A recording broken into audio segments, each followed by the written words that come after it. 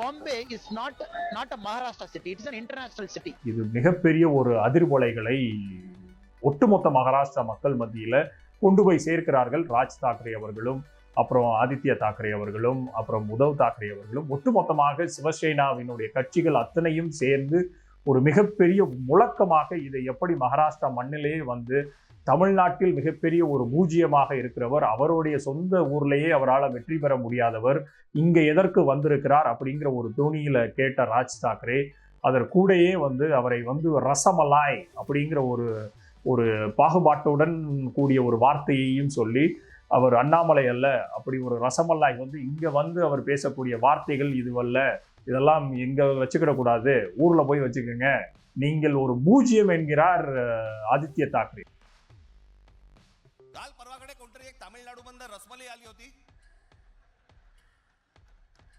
உத்தவ் தாக்கரேயினுடைய மகன் ஆதித்ய தாக்கரே அண்ணாமலையை நீங்கள் ஒரு பூஜ்ஜியம் அப்படிங்கிறார். அவர் வாங்கின அந்த ஓட்டு ஒரு தொகுதியினுடைய ஒரு வார்டுல பூஜ்ஜியம் என்பதை சுட்டி காட்டுகிறாரா என்பது நமக்கு தெரியவில்லை. அப்பேற்பட்ட டேட்டா எப்படி ஆதித்ய தாக்கரே கையில போய் சென்றது? ஏன்னா அதை வந்து மறைத்து வைத்திருந்தனர் பாரதிய ஜனதா கட்சியினர்.